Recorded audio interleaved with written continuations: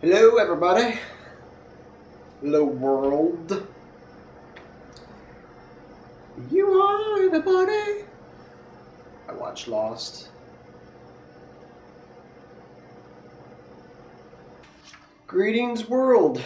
Stu Whitman here. First video blog of '07. Still coming down from the whole Renee experience. You know, my mom still wrote about that on this blog, my Topham blog. But thought I'd share with you something that happened to me last week. Something that made me feel like, yeah, Stu Whitman, you're in the right place. You're living out your destiny. At first I didn't think it was a good thing. This is jury duty. Summons for jury duty last week. You can see Superior Court of California, County of Los Angeles. So I had to report for jury duty. I was a little nervous, to be honest. I'm human. I got nervous. I was driving in. I was like, what kind of justice am I going to have to bring down today? But turns out that didn't. I got there and they called me in on a panel, Stu Whitman. Report to Court 51. So I did. And I was asked a few questions. The judge, they said, tell us about yourself, the lawyers and judge. And I said, my name's Stuart Whitman. Some people call me Stu, mostly people in the industry.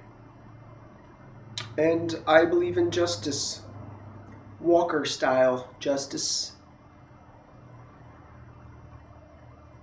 They let me go after that. I mean, a couple other questions, but guess my services weren't needed in a civil trial. It was a medical malpractice suit, but, you know, I told them I could be fairly just, and I don't know. They let me go. I left, you know, they said go back to the jury room, so I did. But what made that day special was not, you know, talking to a judge, which was cool, you know, real life judge, just talking, but was the coincidence that took place in the jury room.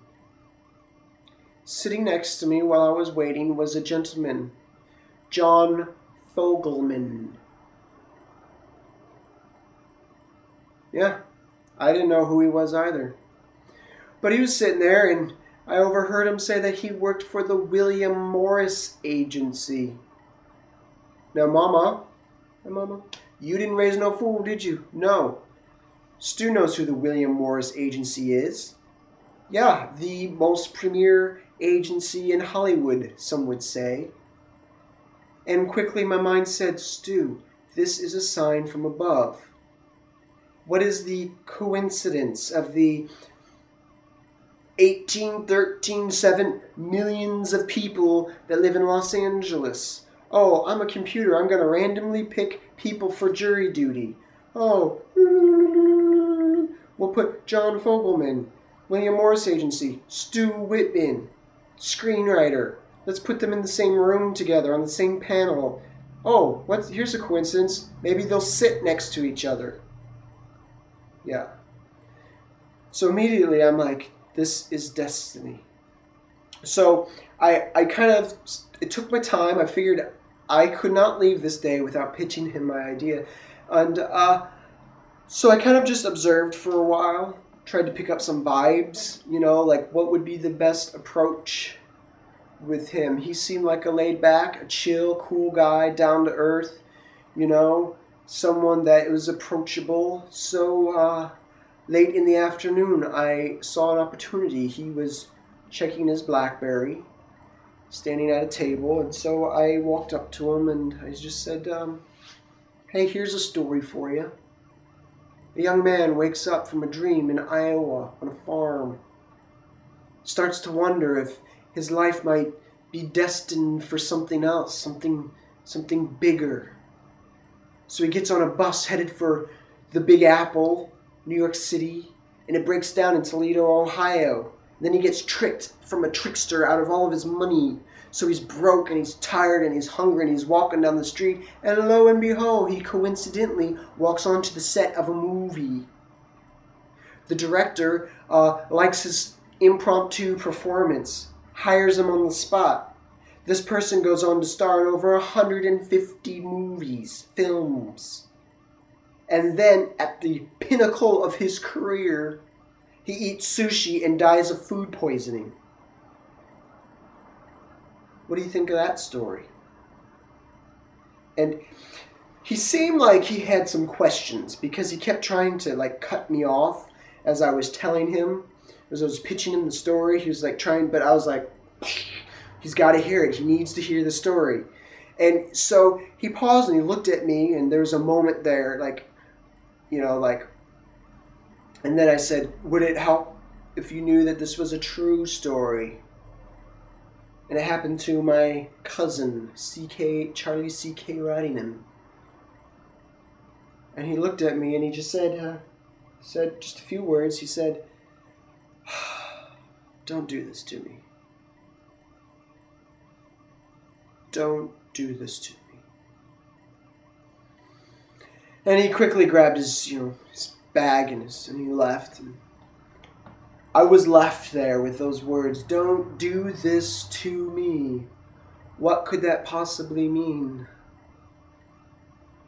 And my wheels were spinning in my head, and then it dawned on me. I began to understand what he meant by that. Don't do this to me. Hello, I'm a big shot agent. I work with, my clients are movie star actors, and we do movies where things blow up, but we never get to the human experience. And now you're telling me a story of a real life person with real life tragedy and depth. Don't do that to me. I want fictional characters, fictional characters where everything ends happily in the end. That's kind of what I kind of took from this. It's don't know, the story's too much for me. I thought I needed to hear it. And I left that day, and I imagined when he left, he probably drove home that night with the radio off, thinking about CK's story.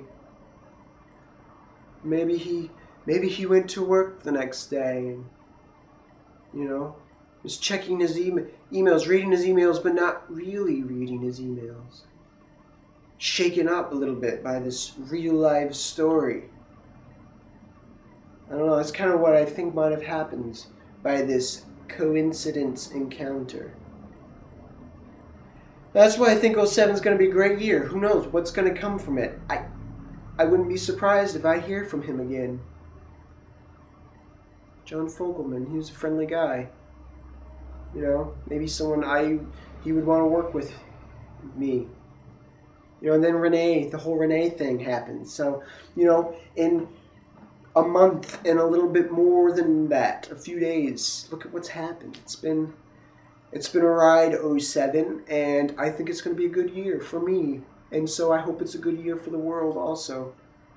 So with that, I'll say goodbye. Ma, hang in there. Thanks for the cookies. Dad, just call me sometime. World, good night if you're on the other side. Good day if you're on my side. And I'll see you next time.